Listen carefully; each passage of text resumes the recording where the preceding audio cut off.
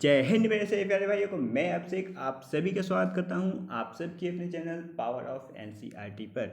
तो दोस्तों, मैं आज आप सभी के सामने लेकर के आया हूं बिहार बोर्ड क्लास 10th का बहुत ही वीवीआई इम्पोर्टेंट क्वेश्चंस, जो कि आने वाले एग्ज़ाम 2023 के लिए अति महत्वपूर्ण होने वाला है।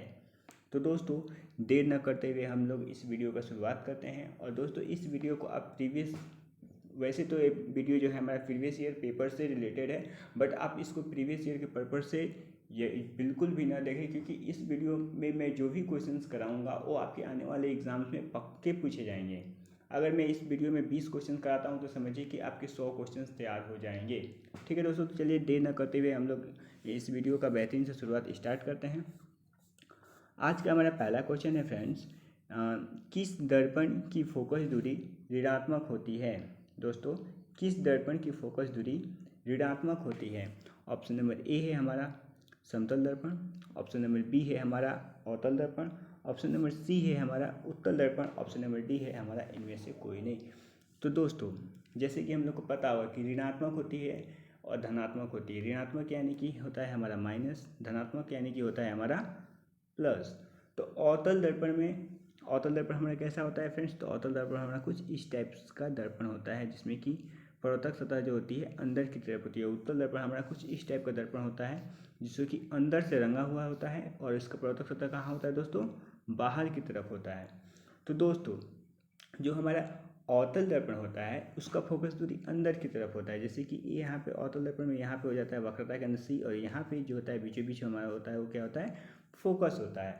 तो दोस्तों, हम लोगों ने मैथ्स में चिन्ह परिपट्टी पढ़ा हुआ है, जो कि सेम चिन्ह परिपट्टी हम लोग को फिजिक्स में भी पढ़ना है। उसमें क्या हमने मैथ्स में हम लोगों ने क्या पढ़ा था, एक्स अक्ष होता है, वाई अक्ष होता है, नीचे वाला ऋणात्मक होता है यानी कि वाई डैश होता है, एक्स में इधर वाला भी एक्स डैश होता है यानी कि ये वाला ऋणात्मक होता है। तो मूल बिंदु के लेफ्ट साइड में जाने पे हमारा क्या होता है, ऋणात्मक होता है, और मूल बिंदु के राइट साइड में जाने पे हमारा क्या होता है, धनात्मक होता है। तो दोस्तों, सेम सेम थॉट इसमें भी लगता है। इसमें क्या है हमारा, किस दर्पण की फोकस दूरी ऋणात्मक होती है। तो फोकस दूरी अवतल दर्पण में कहाँ जाता है दोस्तों, लेफ्ट साइड में। लेफ्ट साइड में जो भी चीज़ जाता है वो क्या होता है हमारा, ऋणात्मक होता है। तो किस दर्पण की फोकस दूरी ऋणात्मक होगी, तो ये होगी हमारी अवतल दर्पण की। चलिए दोस्तों, नेक्स्ट क्वेश्चन की तरफ चलते हैं। नेक्स्ट क्वेश्चन है हमारा, दर्पण की फोकस दूरी एफ और वक्रता त्रिज्या आर में क्या संबंध है। तो ऑप्शन नंबर ए है हमारा F equal to R, option number B है हमारा F equal to R by two, option number C है हमारा F equal to two R, option number D है हमारा F equal to 3/2 into R. तो दोस्तों, इसका एग्जैक्ट आंसर होगा हमारा ऑप्शन नंबर बी, यानी कि F equal to R by two. F equal to क्या होता है दोस्तों, एफ इजकल टू होता है हमारा आर बाई टू। यदि इस रिलेशन को पूछ दिया जाए कि आर बराबर क्या होता है दोस्तों, तो आर बराबर होता है हमारा 2f। ठीक है दोस्तों, आई होप कि आप लोगों को कोई प्रॉब्लम ना हो। जो हमारा जो फोकस दूरी होता है ना दोस्तों, जो फोकस दूरी होता है वो त्रिज्या का क्या होता है, आधा होता है। यानी कि एक त्रिज्या में, एक रेडियस में हमारा 2 फोकस दूरी हो जाएगा। चलिए दोस्तों, नेक्स्ट क्वेश्चन की तरफ चलते हैं। नेक्स्ट क्वेश्चन हमारा क्वेश्चन नंबर 3 है, सामान्य दृष्टि के लिए स्पष्ट दर्शन की न्यूनतम दूरी है।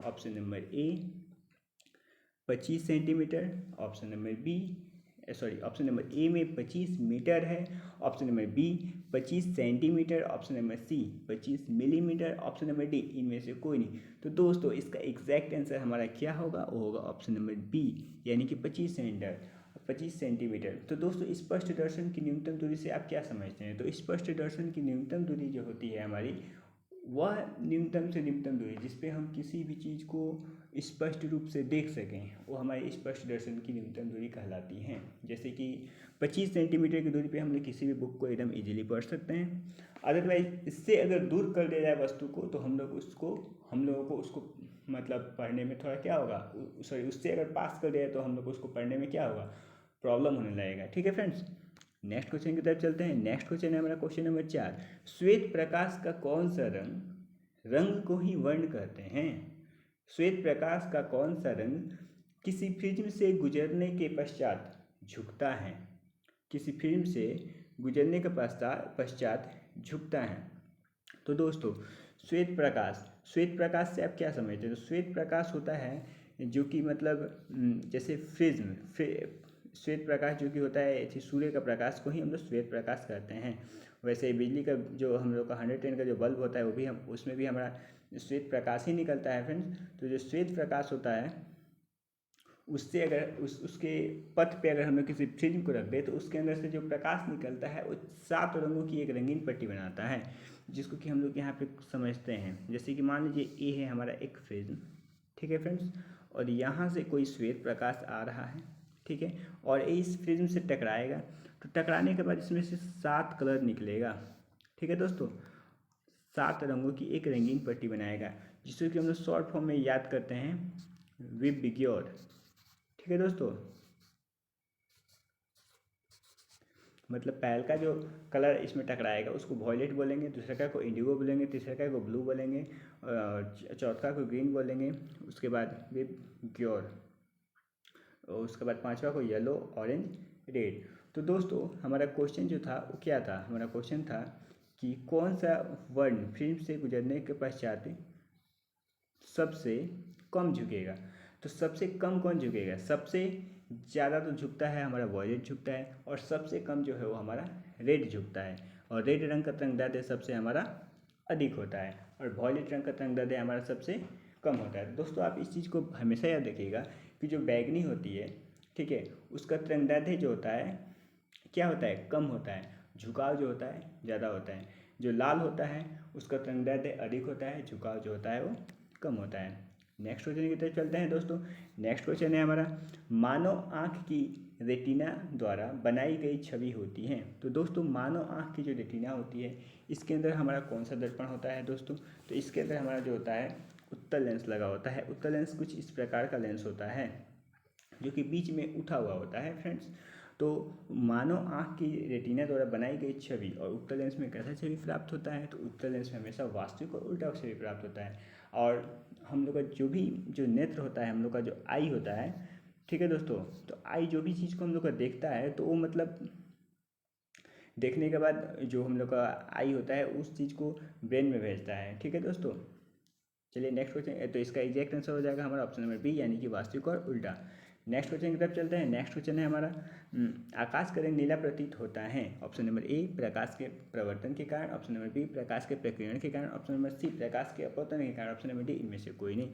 तो दोस्तों आकाश का रंग जो नीला होता है वो दिखाई देता है हमारे प्रकाश के प्रकीर्णन के कारण, वो हमारा दिखाई देता है प्रकाश के प्रकीर्णन के कारण। क्यों प्रकाश के प्रकीर्णन के कारण आकाश का रंग नीला दिखाई देता है? क्योंकि जो नीला रंग होता है उसका तरंगदैर्ध्य बहुत कम होता है। सभी रंग जो होते हैं उसमें से निकल जाते हैं, पर नीला रंग जो होता है, सभी रंग जो होता है वहाँ से निकल के बाहर आ जाता है, पर नीला रंग जो होता है उसका तरंगदैर्ध्य कम होने के कारण वो प्रकाश में क्या होता है, चारों तरफ से छितरा आता है, उसका स्कैटरिंग हो जाता है, ठीक है दोस्तों। नेक्स्ट क्वेश्चन की तरफ चलते हैं। नेक्स्ट क्वेश्चन है हमारा क्वेश्चन नंबर 7, किस दर्पण से वस्तु का प्रतिबिंब बड़ा बनता है? किस दर्पण से वस्तु का प्रतिबिंब बड़ा बनता है? ठीक है दोस्तों, किस दर्पण से वस्तु का प्रतिबिंब बड़ा बनता है? ऑप्शन नंबर ए समतल दर्पण, ऑप्शन नंबर बी अवतल दर्पण, ऑप्शन नंबर सी उत्तल दर्पण, ऑप्शन नंबर डी इनमें से कोई नहीं। तो दोस्तों वस्तु का प्रतिबिंब बड़ा बनता है, तो वस्तु का प्रतिबिंब बड़ा किससे बनेगा? तो याद रखना दोस्तों, अवतल दर्पण जो होता है हमेशा इसमें वस्तु का प्रतिबिंब क्या बनता है? बड़ा। उत्तल दर्पण जो होता है उसमें वस्तु का प्रतिबिंब हमेशा क्या बनता है? छोटा। और समतल दर्पण जो होता है उसमें वस्तु का प्रतिबिंब क्या बनता है? बराबर भी बन सकता है, और वस्तु बराबर ही बनता है इसमें, ठीक है दोस्तों। नेक्स्ट क्वेश्चन की तरफ चलते हैं। तो इसका एग्जैक्ट आंसर क्या होगा हमारा क्वेश्चन नंबर 7 का? इसका एग्जैक्ट आंसर होगा हमारा ऑप्शन नंबर बी, यानी कि उत्तल दर्पण। नेक्स्ट क्वेश्चन की तरफ चलते हैं दोस्तों। नेक्स्ट क्वेश्चन है हमारा, निम्नलिखित में कौन सा लेंस निकट दृष्टि दोष को ठीक करने के लिए उपयोग किया जाता है? ठीक है दोस्तों, तो निकट दृष्टि दोष को ठीक करने के लिए कौन सा लेंस उपयोग किया जाता है? निकट दृष्टि, निकट। अब देखिए दोस्तों, निकट और दूर, इस कंसेप्ट को आज हम लोग क्लियर कर लेते हैं। निकट होता है एक होता है हमारा क्या? निकट। अच्छा, निकट दृष्टि दोष किसे कहते हैं दोस्तों?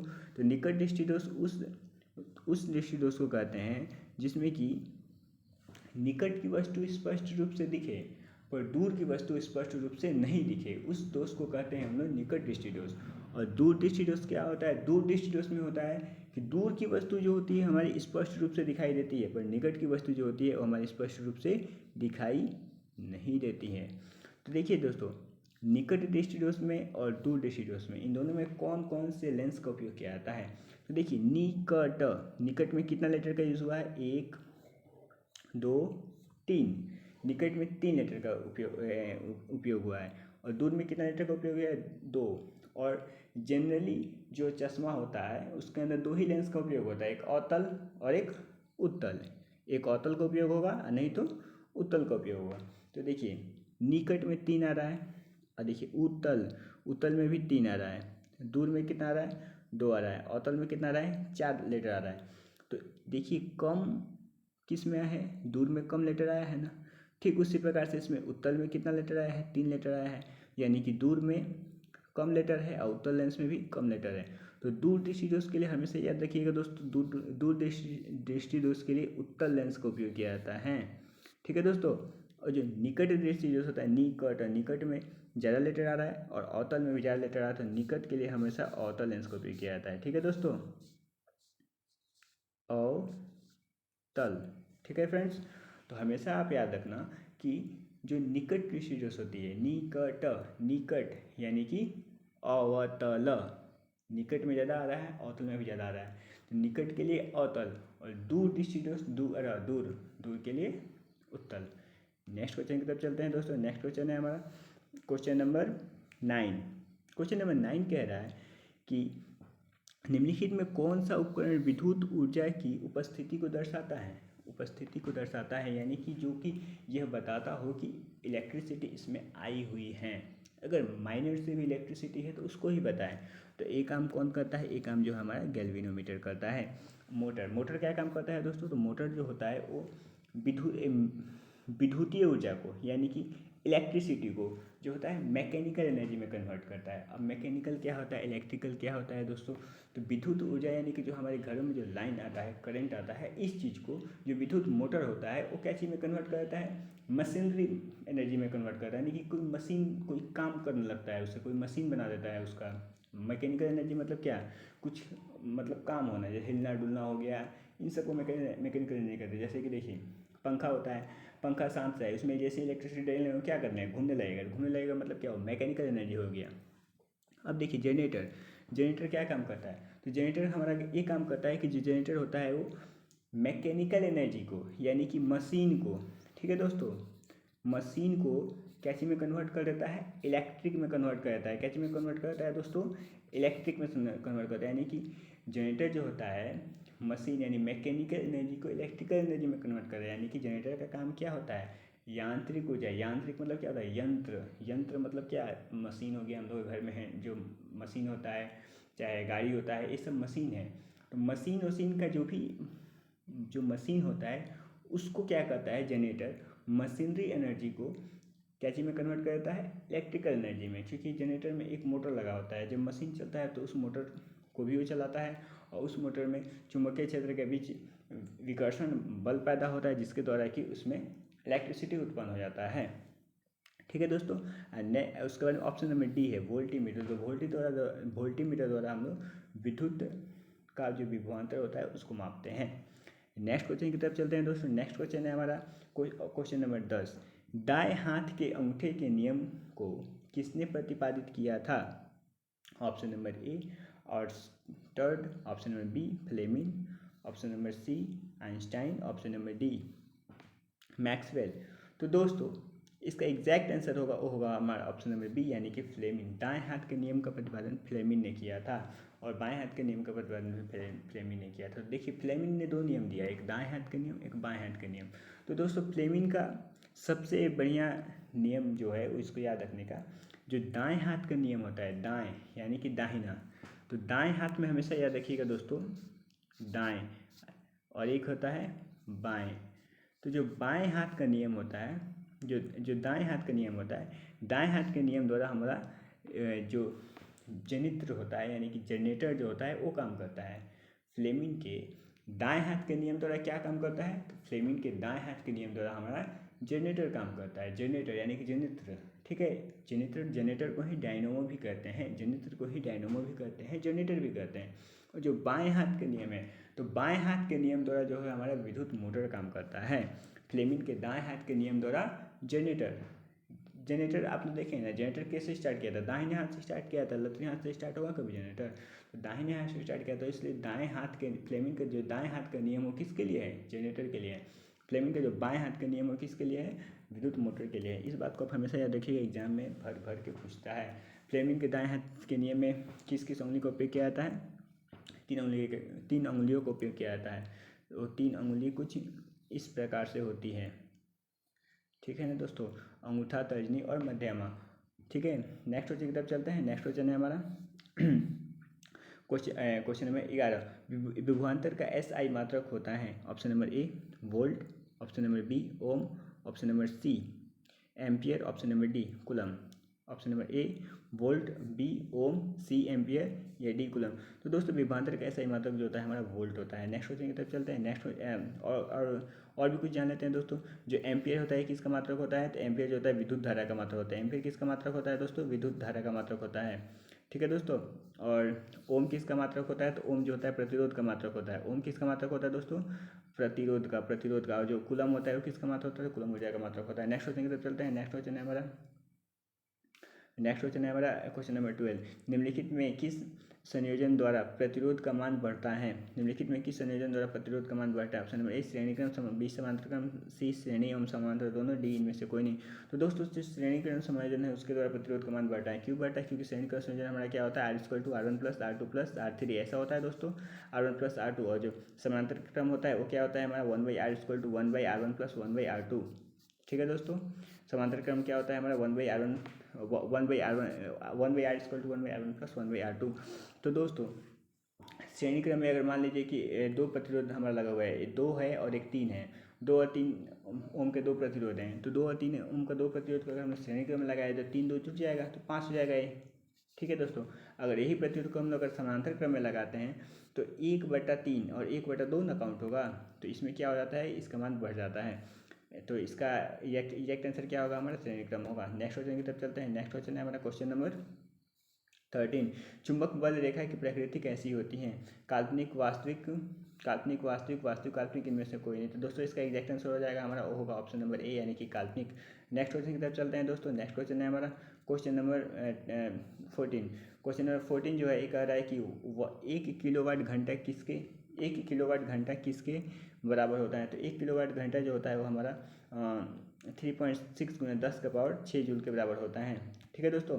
नेक्स्ट क्वेश्चन की तरफ चलते हैं। नेक्स्ट क्वेश्चन हमारा क्वेश्चन नंबर 15 है, नवीकरणीय ऊर्जा का स्रोत क्या है। तो दोस्तों नवीकरणीय ऊर्जा का स्रोत या नवीकरणीय ऊर्जा का मतलब क्या होता है दोस्तों, तो वैसी ऊर्जा जिसे समाप्त किया जा सकता है, भविष्य में उसका समाप्त होने की संभावना है। तो कोयला पेट्रोल जो होता है इसका भविष्य में समाप्त होने की संभावना है। नेक्स्ट क्वेश्चन की तरफ चलते हैं दोस्तों। नेक्स्ट क्वेश्चन है हमारा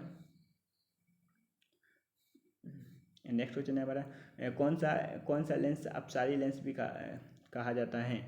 अवतल लेंस, उत्तल लेंस, अवतल उत्तल दोनों, इनमें से कोई नहीं। तो दोस्तों जो हमारा अपसारी होता है वो होता है अवतल लेंस। अवतल लेंस जो होता है इस टाइप से कुछ होता है, जिसमें कि प्रकाश आकर के कुछ इस टाइप से हमारा फैल जाता है, इसलिए अवतल लेंस जो है होता है, इसको हम लोग क्या कहते हैं दोस्तों, तो इसको हम लोग अपसारी लेंस कहते हैं। नेक्स्ट क्वेश्चन की तरफ चलते हैं दोस्तों। नेक्स्ट क्वेश्चन है हमारा प्रकाश का प्राथमिक कोण किसे कहते हैं। तो प्रकाश का प्राथमिक कोण याद रखिएगा RBG को प्राथमिक कोण कहते हैं, यानी कि red blue green, RBG red blue green को प्राथमिक रंग कहते हैं। तो इसका एग्जैक्ट आंसर हमारा क्या हो जाएगा, लाल, नीला, हरा, यानी कि उपयुक्त सही। इसका एग्जैक्ट आंसर हो जाएगा हमारा ऑप्शन नंबर डी यानी कि उपयुक्त सभी। नेक्स्ट क्वेश्चन की तरफ चलते हैं दोस्तों। नेक्स्ट क्वेश्चन है हमारा क्वेश्चन नंबर 18, निम्नलिखित में कौन नेत्र का रंगीन भाग होता है। Option number A cornea, B पुतली, सी रेटिना या डी आइरिस। तो दोस्तों इसका एग्जैक्ट आंसर होगा हमारा ऑप्शन नंबर डी यानी कि आइरिस। नेक्स्ट क्वेश्चन की तरफ चलते हैं दोस्तों। नेक्स्ट क्वेश्चन है हमारा 1 HP का मान कितना होता है। तो दोस्तों 1 HP का मान जो होता है हमारा 746 वाट होता है। 1 HP बराबर होता है 746 वाट। 1 HP को कहा था 1 horsepower, 1 horsepower equal to 746 watt. Next question की तरफ चलते हैं दोस्तों। नेक्स्ट क्वेश्चन है हमारा विशालक शीशा होता है, यानी मैग्नीफाइंग जो ग्लास होता है वो क्या कहलाता है। मैग्नीफाइंग ग्लास आप लोगों ने देखा होगा कुछ इस टाइप से होता है, और बीच से जो होता है हमारा क्या होता है, उठा हुआ होता है। ठीक है दोस्तों, जिसके द्वारा कि हम लोग मतलब किसी भी छोटे अक्षर को बड़ा करके देख सकते हैं। तो ये जो होता है इसके अंदर हमारा उत्तल लेंस लगा होता है। ठीक है फ्रेंड्स, तो ऑप्शन नंबर बी हो जाएगा इसका उत्तल लेंस। आई होप कि आप लोगों को ये वीडियो अच्छा लगा हो। अगर वीडियो अच्छा लगा हो तो लाइक करें, कमेंट करें और चैनल को भी प्लीज़ सब्सक्राइब करें और ज़्यादा से ज़्यादा अपने दोस्तों को शेयर करें। थैंक यू फ्रेंड्स, चल मिलते हैं नेक्स्ट वीडियो में। जय हिंद, जय भारत। और आप लोग बढ़िया से तैयारी